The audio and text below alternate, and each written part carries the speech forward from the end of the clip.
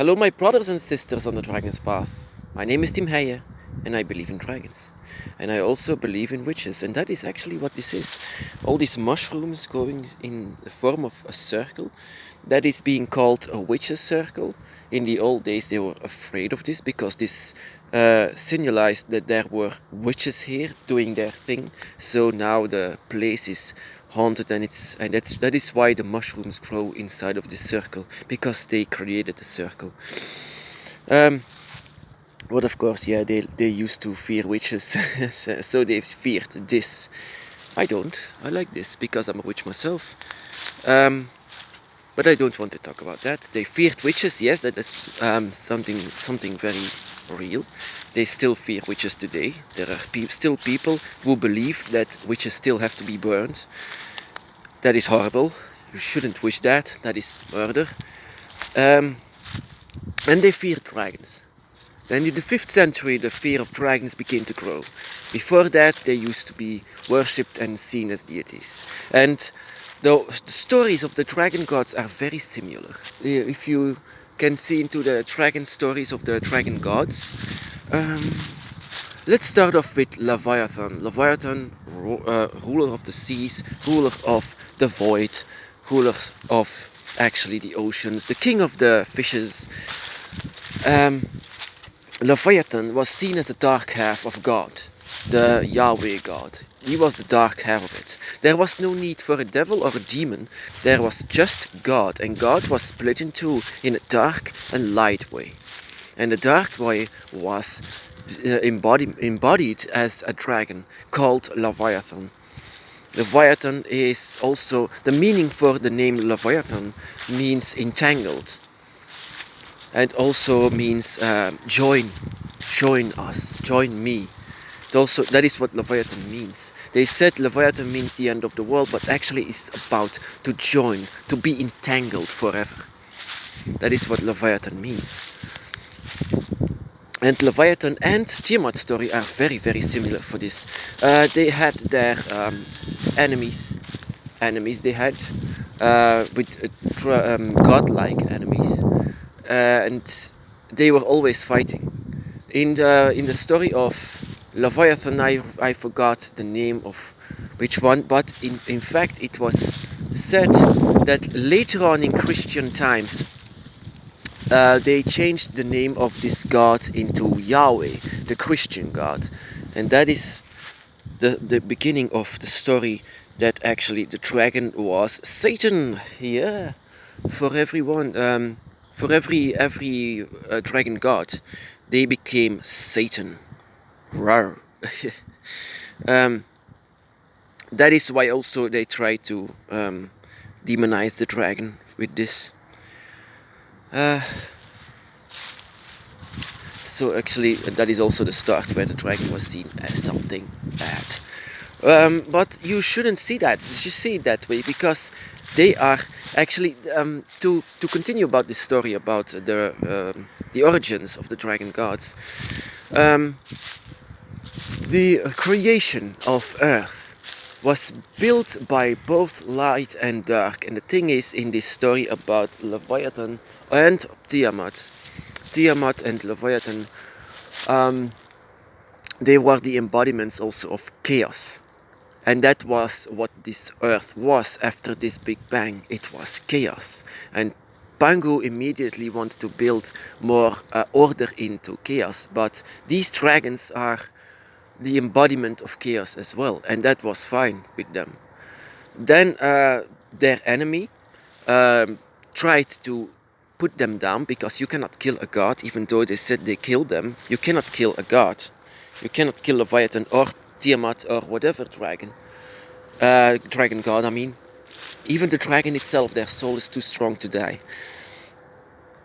And so the chaos inside of these dragon gods just went inside of the earth, sank into the earth, after they have been destroyed and been defeated by their nemesis, later on called Yahweh. In the New Testament, in the one that everyone reads, every Christian reads, Leviathan is seen as Satan. And actually that is very misunderstood. That is actually not true. That is not what the origin said, but they made it out of it. Fafnir was also being destroyed as also the same reason.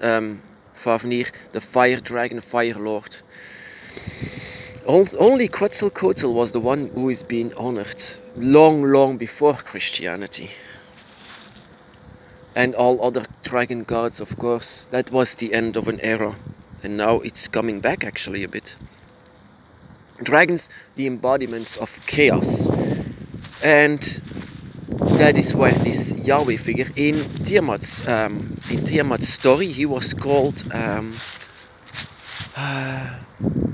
what is he's being called? Wait. I forgot. Oh, damn it. Sorry. And so, yeah, but it actually comes down that they changed the names so that it will become Yahweh. This is God. This is the devil. This is very simple. This is very easy and convenient, isn't it? Nothing good about dragons, so the story said. Mesopotamian beliefs, I believe. Yeah.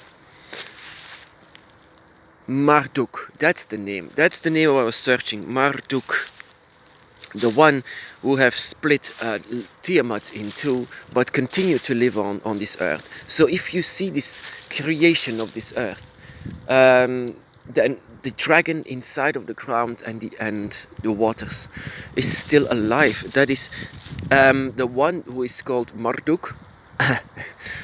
Sorry if I've pronounced it wrong.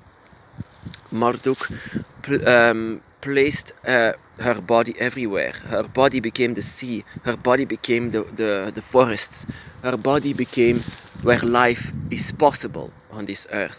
So actually, he was the one who created with her body, with also the body of Leviathan. Same story, just the same story. But in fact, it wants to say that whatever you see is the dragon, but it's created by something else. By light and darkness together to create order into the chaos of the dragon gods. Maybe Leviathan or Tiamat is your main god or goddess, because Leviathan is also being seen as a goddess. Actually, two goddesses, because Tiamat as well. These dragons can be the main dragon gods of your circle. Those dragons can be the one who has been given green light to the guardians to come to you. Whenever you were born, they have been given green light so that they can come to you. And that is where the dragon gods, Leviathan or Tiamat, or maybe another dragon god, is the one who empowers your dragon circle and to give you the authority to travel beyond the gates.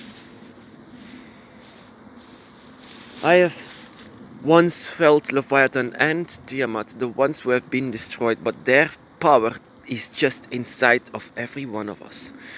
I can feel this energy, and this is pure energy of nature itself. That is where we are born with. Not only draconic followers, but every single thing that lives.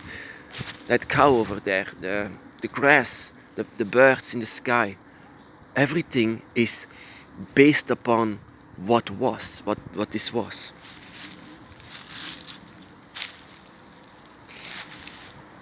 You don't have to see these stories as literal stories. You can see this as more like a metaphor, so that it's life inside of this earth is draconic. Life inside of the air is draconic. You can actually feel this. And if your main god is Leviathan or Tiamat, and those are very, very strong gods. They are still alive here, and that is what I just want to say. That Leviathan and Tiamat are very real, and they have the same fate of being here and taking care of life. The dragons are their guardians, and they are with us, and they are actually sometimes also within us.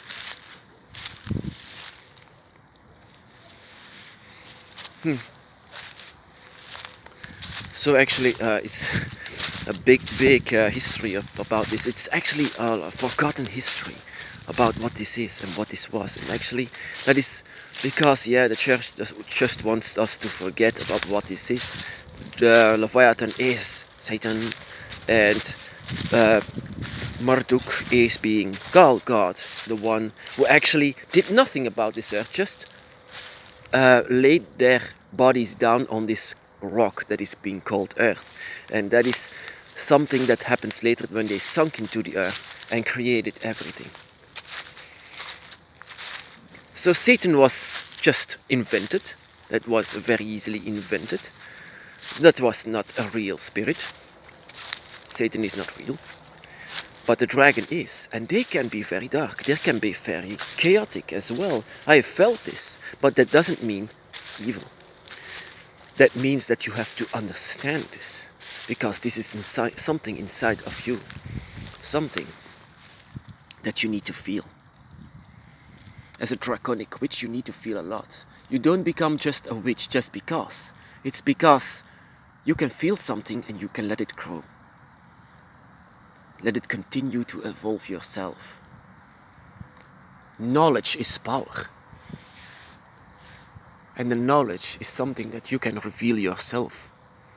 And the wisdom of the dragon itself that is next to you, your guardian, and within you, that is growing all the time.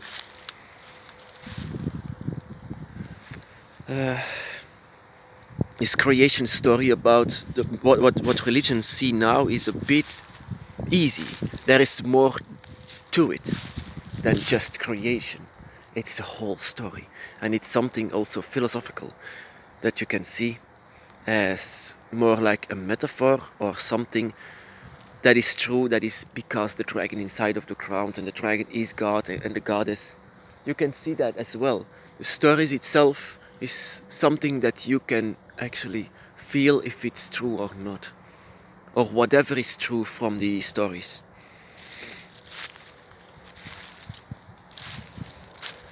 Whoever your dragon god is, respect them, be one with them, and understand them. This takes a while. This is a large power that they have of earth itself. My brothers and sisters, be blessed.